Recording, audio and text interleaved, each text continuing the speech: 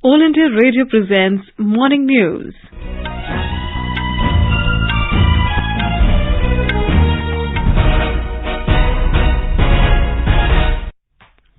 Good morning. I am Saira Mujtaba and with me is Subhadra Ramachandran. The headlines. Prime Minister Narendra Modi to lay foundation stone of projects worth over 80,000 crore rupees in Lucknow in Uttar Pradesh this morning. President Ramnath Kovind to visit his native village Paronk in Kanpur Dehat with Prime Minister Modi, Governor Anandiben Patel and Chief Minister Yogi Adityanath. Israeli Deputy Prime Minister Benjamin Gantz and Prime Minister Modi reviewed defence cooperation between India and Israel. Home Minister Amit Shah to hold security review meeting on Jammu and Kashmir today. Bihar Cabinet approves proposal to start caste-based headcount in state. Vice President M. Venkaiah Naidu and President of Senegal, Macky Sall, hold delegation-level talks. India and Senegal sign MOUs for cultural exchange, cooperation in youth matters and visa-free regime for officials. External Affairs Minister Dr. S. Jaishankar to meet Prime Minister of Slovakia, Eduard Heger, in Bratislava. Sports Minister Anurag Singh Thakur launches nationwide programs on World Bicycle Day today. And in French Open tennis, Rafael Nadal takes on Alexander Zverev in men's singles semi-finals today.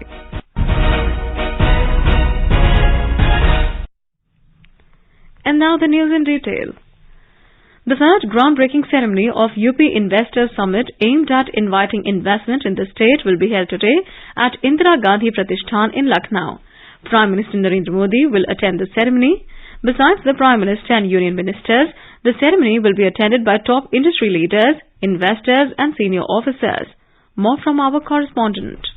During the groundbreaking ceremony, Prime Minister Narendra Modi will lay the foundation stone of 1,406 projects worth more than 80,000 crore rupees. The project encompass diverse sectors like agriculture and allied, IT and electronics, MSME, manufacturing, renewable energy, pharma, tourism, defense and aerospace, handloom and textile, etc. After attending the groundbreaking ceremony, Prime Minister will reach Parok village, Kanpur Dehat, where he will accompany Honorable President Ramnath Kovind to participate in various programs. Dilip Shukla, AIR News, Lucknow. President Ramnath Kovind along with Prime Minister Narendra Modi, Governor Anandiben Patel and Chief Minister Yogi Adityanath will visit Paronk, his native village in Kanpur Dehat today. The President will be on a 4-day visit to Uttar Pradesh from today. He will take part in various programs during these 4 days and visit Kanpur, Kanpur Dehat, Gorakhpur, Sant Kabir Nagar, Varanasi and Lucknow cities. President Ramnath Kovind is also scheduled to address a joint session of the state legislature on the occasion of Azadi Ka Amrit Mahotsav on 6th of June. More details from our Lucknow correspondent. Prime Minister Narendra Modi will reach Paronk village in Kanpur Dehat district, where he will accompany President Ramnath Kovind to visit Pathri Mata Mandir. Thereafter, they will visit Dr. B.R. Ambedkar Bhavan, which will be followed by a visit to Milan Kendra. The Kendra is the ancestral house of the President that was donated for public use and converted to a community center. Subsequently, they will attend a public function at Paronk village at 2:30 p.m. The President will address the public meeting there and will meet his old friends and family members during his stay in his village. This will be the second visit of the President to his native village after assuming the highest office. Earlier, he had come to the district in June last year. Sushil Chandra Tiwari, AIR News, Kanpur. Deputy Prime Minister, Defence Minister of Israel, Benjamin Gantz, who was on an official visit to India, called on Prime Minister Narendra Modi yesterday. The leaders reviewed the rapid growth in defence cooperation between India and Israel over the past few years. Mr. Modi encouraged Israeli defence companies to benefit from opportunities of co-development and co-production in India. Later, Mr. Modi tweeted that he was pleased about the meeting with Deputy PM and Defence Minister of Israel, Benjamin Gantz. He said, as the country marks 30 years of full diplomatic relations with Israel, our defence cooperation is expanding and diversifying to include joint research, development and production. Mr. Gantz in a tweet said, as India and Israel mark 30 years of excellent ties, the meeting gave the opportunity to review the full range of India-Israel relations and reiterate the commitment to expand cooperation for the security and prosperity of both the nations. External Affairs Minister Dr. S. Jaishankar has reached Bratislava yesterday on a 5-day visit to Slovakia and the Czech Republic. During his visit to Bratislava, Dr. Jaishankar will call on Prime Minister of Slovakia, Eduard Heger, and will hold bilateral discussions with Ivan Korčok, Minister of Foreign and European Affairs of Slovakia. He will also attend the GlobeSec 2022 forum and speak on the topic, taking friendship to the next level, allies in the Indo-Pacific region. On the sidelines of the forum, the External Affairs Minister is scheduled to meet the Minister of European and International Affairs of Austria, Alexander Schallenberg. During his visit to the Czech Republic from June 4 to 6, Jaishankar will hold discussions with Minister of Foreign Affairs of the Czech Republic, Jan Lipavsky. The meeting will provide an opportunity for a comprehensive review of the bilateral cooperation. The Czech Republic will be taking over the EU presidency from the 1st of next month. The External Affairs Minister will also interact with a cross-section of the diaspora, including Indian students in Slovakia and the Czech Republic. India and Senegal have signed 3 MOUs for cultural exchange, cooperation in youth matters and visa-free regime for officials. The MOUs were signed after delegation-level talks between Vice President M. Venkaiah Naidu and President of Senegal, Macky Sall, in the capital city of Dhaka. During the meeting, Mr. Naidu assured Senegal of India's continued commitment to support the socio-economic development of that country through all means, bilateral, regional and international frameworks. Complimenting Senegal for positioning itself as one of Africa's model democracies, the Vice President said that India, as the world's largest democracy, appreciates Senegal's success in this regard. He added that these shared values of democracy and secularism form the basis of warm and friendly relations between the two countries. Mr. Naidu expressed happiness over the fact that Indo-Senegalese trade saw a 37% increase to $1.5 billion during the last 1 year, despite the COVID-19 pandemic. He also called for diversifying the trade basket, particularly in the sectors of agriculture, oil and gas, health, railways, mining, defense and green energy. Referring to the huge Indian import of phosphates from Senegal, he said that Indian companies, especially heavy earth-moving equipment companies, can offer their expertise in this area. The Vice President also said that India looks forward to working closely with Senegal within the International Solar Alliance and One Sun, One World, One Grid initiative. Home Minister Amit Shah yesterday said that the Narendra Modi government has never meted out stepmotherly treatment to any state, and his party, BJP, has always supported the formation of Telangana. Speaking at the Telangana State Formation Day event in New Delhi yesterday, Mr. Shah said carving of Telangana was done in such a way that it has led to bitterness. He said many states were divided during the time of former Prime Minister Atal Bihari Vajpayee, and there was no problem anywhere. The Home Minister said the centre has allocated funds under various heads to the state, as the state is always close to Prime Minister Narendra Modi's heart. Mr. Shah said, unfortunately, the state government did not cooperate with the union government. He said over 2.52 lakh crore rupees have been spent by the central government in Telangana over the last 8 years. The Home Minister said if the state government had given full cooperation on time, then this figure would have crossed 3.5 lakh crore rupees.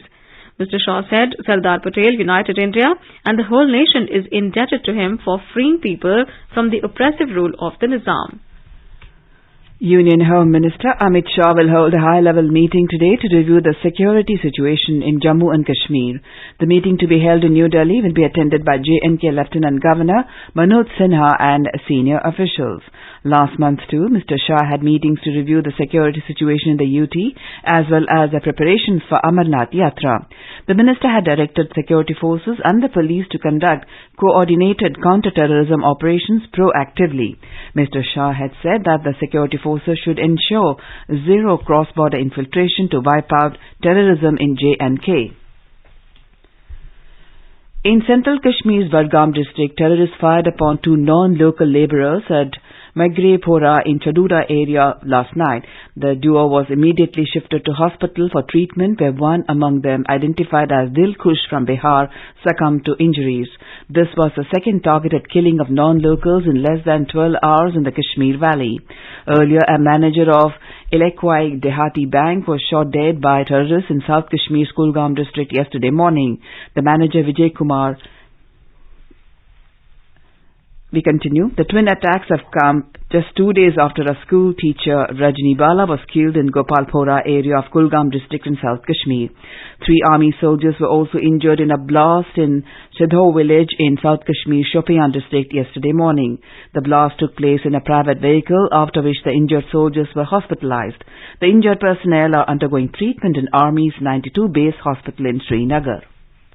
The Bihar cabinet has approved a proposal to start caste-based headcount in the state. This decision was taken at a cabinet meeting which was chaired by Chief Minister Nitish Kumar.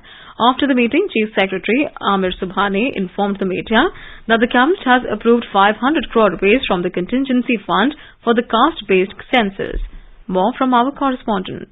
Bihar government will conduct caste-based census using its own resources. District magistrates will be nodal officers and engage employees in their district as enumerators. The economic status of families would also be studied during the census, and the entire exercise would be completed by February next year. Vidhan Sabha will be informed about the progress of the census periodically. Meanwhile, State BJP President Sanjay Jaiswal demanded Rohingyas and Bangladeshis staying in the border areas should be identified and excluded from the head count. Krishna Kumar Lal, AIR News, Patna. Talking to AIR News, Chief Secretary Amir Subhani said, मंत्री परिषद की बैठक में इस प्रस्ताव को मंजूरी दी गई कि राज्य सरकार अपने संसाधनों से जाति आधारित गणना कराएगी। सरकार के स्तर पर जाति आधारित गणना कराने की जिम्मेवारी सामान्य प्रशासन विभाग को दी जाएगी। जिला स्तर पर जिला पदाधिकारी यानी डिस्ट्रिक्ट मजिस्ट्रेट इसके नोडल पदाधिकारी होंगे एवं इसके संपूर्ण प्रभार में रहेंगे। जाति आधारित गणना के दौरान आर्थिक स्थिति के सर्वेक्षण का भी प्रयास किया जाएगा और इस काम के लिए जाति आधारित गणना के क्रियान्वयन के लिए 500 करोड़ रुपए का व्यय जो अनुमानित है, इसका प्रावधान बिहार आकस्मिकता निधि से किया जाएगा। You are listening to the morning news on All India Radio. A reminder of the headlines before we move on. Prime Minister Narendra Modi to lay foundation stone of projects worth over 80,000 crore rupees in Lucknow in Uttar Pradesh this morning. President Ramnath Kovind to visit his native village, Paronk in Kanpur Dehat, with Prime Minister Modi, Governor Anandiben Patel and Chief Minister Yogi Adityanath. Israeli Deputy Prime Minister Benjamin Gantz and Prime Minister Modi reviewed defence cooperation between India and Israel. Home Minister Amit Shah to hold security review meeting on Jammu and Kashmir today. Bihar Cabinet approves proposal to start caste-based head count in the state. Vice President M. Venkaiah Naidu and President of Senegal, Macky Sall, hold delegation-level talks. India and Senegal sign MOUs for cultural exchange, cooperation, youth matters and visa-free regime for officials. External Affairs Minister Dr. S. Jaishankar to meet Prime Minister of Slovakia, Edvard Heger in Bratislava. Sports Minister Anurag Singh Thakur launches nationwide programs on World Bicycle Day today. And in the French Open tennis, Rafael Nadal takes on Alexander Zverev in men's singles semi-finals today. For quick news updates round the clock, follow us on our Twitter handle at AIR News Alerts. Competition की अगर आप कर रहे हैं तैयारी तो उनके लिए ऑल इंडिया रेडियो पर हम लाए हैं अभ्यास, एक ऐसा कार्यक्रम जिसमें आप पूछेंगे सवाल व्हाट्सएप नंबर 9289094044 पर या फिर ईमेल करेंगे abhyas.airnews@gmail.com पर और हमारे विशेषज्ञ देंगे इसका जवाब। आपका अभ्यास हमारा प्रयास। अपने बिजनेस को बढ़ाने के लिए लीजिए आकाशवाणी का सहयोग और दीजिए उसे बुलंदियों के पंख। आपका बिजनेस लोकल है या राष्ट्रीय, आकाशवाणी देती है उपभोक्ताओं तक पहुंचने का हर विकल्प। और अब तो आप घर, दफ्तर या दुकान पर बैठे बैठे कर सकते हैं आकाशवाणी के किसी भी केंद्र के लिए विज्ञापनों की बुकिंग। आकाशवाणी के विभिन्न चैनलों पर विज्ञापन देना सुलभ और सस्ता। बुकिंग है तो संपर्क करें 8700014242 पर 8700014242। Welcome back. You're listening to the morning news. The NDA government under the leadership of Prime Minister Narendra Modi has successfully completed 8 years of governance. To mark the occasion, AIR News is broadcasting a special program, सेवा, सुशासन और गरीब कल्याण के 8 साल. In the series today, we talk about Nari Shakti for New India, highlighting decisions taken by the government to strengthen women entrepreneurs.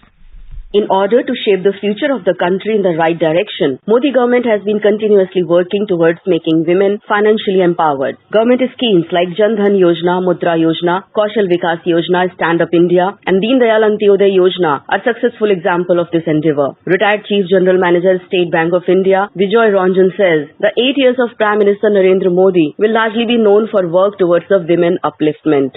महिलाओं को financially include किया गया. 39 करोड़ अकाउंट जो खोले गए जनधन में, उसमें से 21 करोड़ अकाउंट महिला खाता धारकों के, उनको एसएचजी स्कीम से जोड़ा गया और एसएचजी स्कीम में जितने भी एसएचजी में मेंबर्स थे उनको मुद्रा लोन उपलब्ध कराए गए. 15 करोड़ मुद्रा लोन सैंक्शन हुए जो सिर्फ महिलाओं को सैंक्शन किए गए. 1.5 करोड़ सुकन्या समृद्धि अकाउंट अभी तक खुला है और ये स्कीम सिर्फ छात्राओं के लिए है, बालिकाओं के लिए है. जो 10 वर्ष तक की बालिकाएं हैं उनके लिए खाता खुलता है. Out of the total trained people under PM Kaushal Vikas Yojana, 40% girls' names are registered. And if we talk about Stand Up India, more than 81% entrepreneurs in this scheme are women. Today, 45% of startups in the country have at least one woman director. Kalyani from Hyderabad shares her success story. I started a small startup and got a loan for the same from SBI under Women Empowerment Scheme. This amount is being used towards our working capital requirement and also helped us to expand our business and provide more employment. Even in the time of adversaries like pandemic, government has provided us more support in terms of loan moratorium, which helped us to revive our business. I really appreciate the initiative taken by the Government of India to support women entrepreneurs. Prime Minister Narendra Modi himself once said that from financial inclusion to social security, from better health facilities to housing, from education to entrepreneurship, innumerable efforts have been made to keep women power at the forefront of India's development journey. He also said that in the coming times, these efforts will be continued with more energy. Tripti Srivastav, AIR News, Delhi. And now let's listen to our special program, Azadi Ka Safar, highlighting the importance of the day during the freedom struggle. आजादी का Amrit Mahotsav.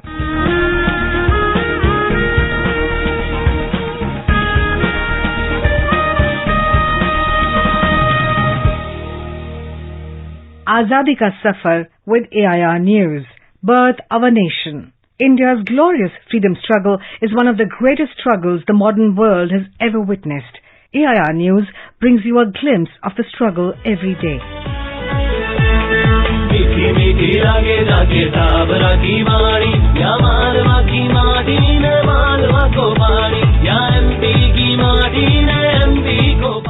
On 3rd June 1857, the first War of Independence reached Neemach, Madhya Pradesh, as the sepoys rose in the uprising against British rule. A brigade of native Bengal troops stationed at Neemach mutinied and marched to Delhi. Neemach was the most southerly place to which the uprising extended. European officers took refuge in the fort in the city and were later besieged by independence activists from Mandsaur. The British defended the city until relieved by the Malwa field force. Historically, Neemach was the location of a palace in the district of the Ajmer province. Originally a part of the territory of Udaipur princely state, it was given to the Scindias in 1768 to pay off debts incurred by the king of Mewar. After that, it became a British cantonment of Gwalior princely state. After the uprising was suppressed, the city became the headquarters of the Malwa. We remember revolutionary freedom fighter Abani Nath Mukherjee, who was born on the 3rd of June 1891 in Jabalpur, Madhya Pradesh. While studying in college, Abani got inspired by the revolutionary freedom movement against British colonialism in India.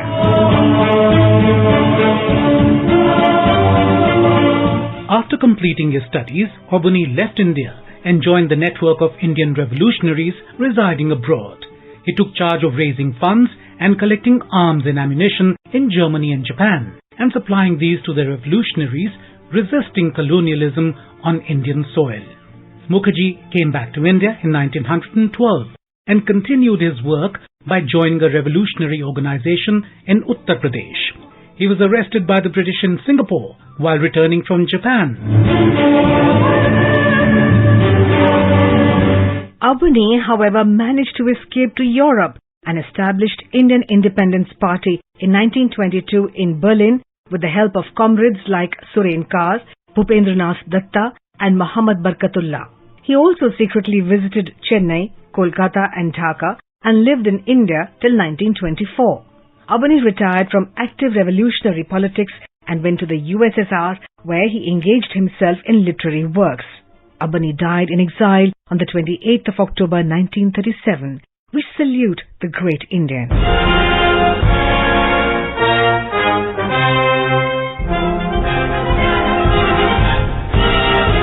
On June the 3rd, 1947, the last British Viceroy of India, Mountbatten, proposed the June the 3rd Plan, which is also called the Mountbatten Plan. The plan included the principles of partition, autonomy, sovereignty to the two new nations, and their right to make their own constitution. The princely states were given a choice to either join India or Pakistan. This plan was put into action by the Indian Independence Act 1947, which was passed in the British Parliament and received royal assent on 18th of July 1947.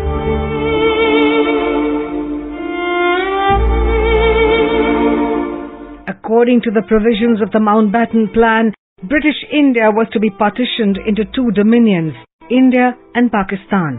The constitution, framed by the Constituent Assembly, already formed in 1946, would not be applicable to the Dominion of Pakistan, and the question of its separate Constituent Assembly would be decided by the new Dominion.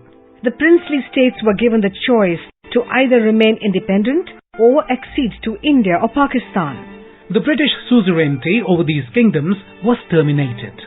To fix the international boundaries between the two countries, the Boundary Commission was established, chaired by Cyril Ratcliffe. The commission was to demarcate Bengal and Punjab into the two new countries.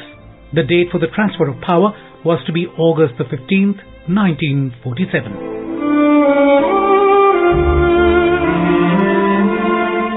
The consequences of the partition continue to affect the new nations and their citizens. That brings us to the end of this episode of Azadi Ka Safar with AIR News. See you in the next episode tomorrow.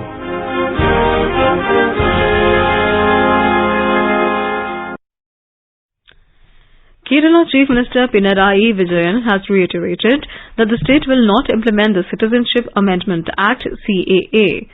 While speaking at the first anniversary celebrations of the LTF government, the Chief Minister said his government has taken a firm stand that citizenship would not be determined based on religion. The Central Bureau of Investigation filed a charge sheet against former Maharashtra Home Minister Anil Deshmukh and two others in the ongoing corruption case leveled against the ex-minister.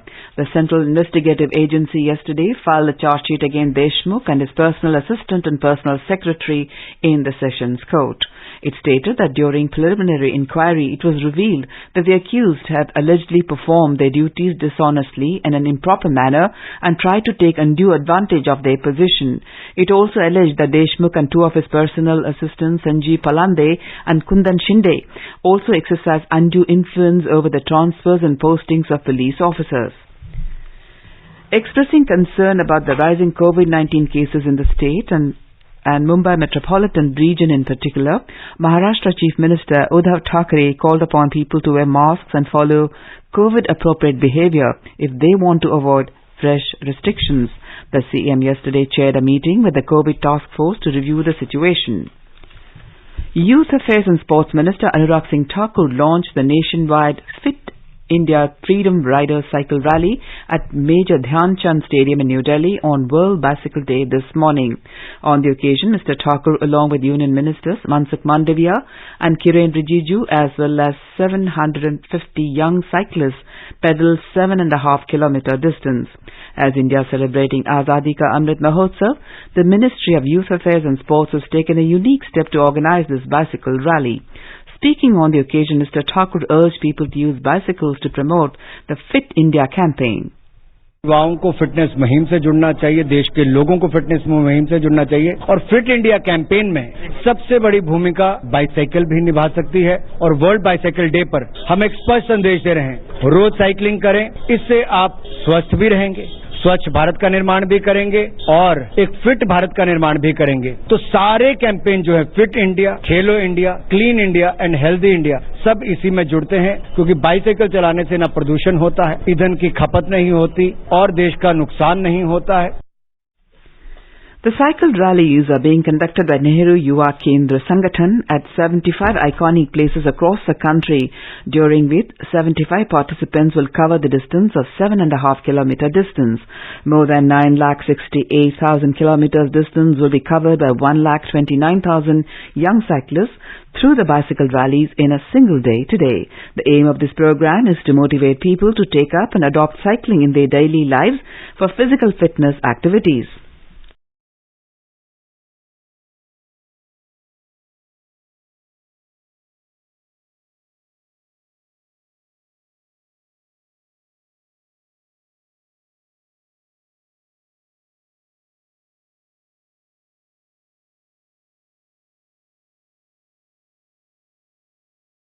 The Khelo India Youth Games 2021. Addressing a press conference ahead of the 4th edition of Khelo India Youth Games 2021 yesterday at Chandigarh, Chief Minister Manohar Lal said that the 4th edition of Khelo India Youth Games 2021 will begin in the state tomorrow and would continue till 13th June 2022. इस बार का जो खेलो India का कार्यक्रम उसकी मेजबानी हरियाणा के लोगों को मिली है और हम इसको उनकी मेजबानी के नाते से बिल्कुल तैयार हैं। सब व्यवस्थाएं हमारी तैयार हो चुकी हैं। खेल जो है ये भी प्रधानमंत्री जी का एक ड्रीम मिशन है कि खेल के माध्यम से हम दुनिया में अपना कैसे नाम कमाएं और कैसे अपना स्थान बढ़ाएं, और उसमें हम सौभाग्यशाली हैं कि हरियाणा का योगदान देश के सब प्रांतों में सबसे ज्यादा इसके अंदर है। लेकिन विद इन कंट्री देश के प्रांतों में भले ही हम आगे हैं, लेकिन इंटरनेशनली जितना देश को आगे बढ़ाना चाहिए उसमें अभी पीछे हैं। उसमें हम हरियाणा के लोग अपनी जिम्मेदारी मान करके और इसको खूब आगे बढ़ाएंगे। In the French Open tennis tournament, 5th seed Rafael Nadal will meet 3rd seed Germany's Alexander Zverev in the men's singles semi-finals today for a place in Sunday's final. And now let's take a look at the weather forecast for today. National capital Delhi will have generally cloudy sky with light rain or drizzle. Temperature will hover between 26 and 42 degrees Celsius. Mumbai will have generally cloudy sky with light rain. Chennai will also have generally cloudy sky with light rain. Kolkata will have partly cloudy sky with possibility of moderate rain or thunderstorm. Jammu will have mainly clear sky becoming partly cloudy. Srinagar, Leh and Gilgit will have partly cloudy sky. Muzaffarabad is likely to have mainly clear sky. Guwahati, Imphal will have generally cloudy sky with 1 or 2 spells of rain or thunder showers. Kohima and Itanagar will have generally cloudy sky with 1 or 2 spells of rain or thunder showers. And now an overview of today's newspapers. Almost all dailies have covered 2 more civilian killings in the valley. Hindustan Times headlines, 2 more civilian killings keep Kashmir on edge. The Tribune writes, hours after non-local bank manager shot, Bihar labourer killed in valley. The Asian Age writes, Dobhal, Raw Chief meet Amit Shah on Jammu and Kashmir situation. Business Standard has an interview with N.K. Arora, Chairman COVID-19 Working Group. The headline quotes him, COVID being endemic is as mystical and mythical as herd immunity.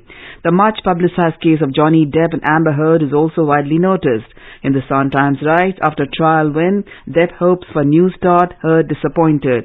And finally, tens of thousands of people cheered Queen Elizabeth II on Thursday as she appeared on the balcony of Buckingham Palace on the first day of celebrations, marking the British monarch's 70 years on the throne. The Asian Age says, Jubilee begins, crowd cheer Queen on Palace balcony. And now before we end the bulletin, the headlines once again.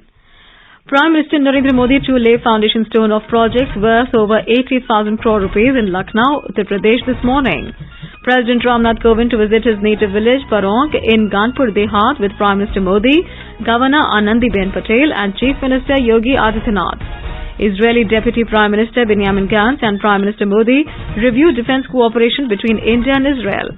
Home Minister Amit Shah to host security review meeting on Jammu and Kashmir today. Bihar Cabinet approves proposal to start caste-based head count in state. Vice President M. Venkaiah Naidu and President of Senegal Macky Sall hold delegation-level talks. India and Senegal sign MOUs for cultural exchange, cooperation in youth matters and visa-free regime for officials. External Affairs Minister Dr. S. Jaishankar to meet Prime Minister of Slovakia Eduard Heger in Bratislava. Sports Minister Anurag Singh Thakur launches nationwide programs on World Bicycle Day today. And in French Open tennis, Rafael Nadal takes on Alexander Zverev in men's singles semi-finals today. And with that, we end the morning news. Have a great day.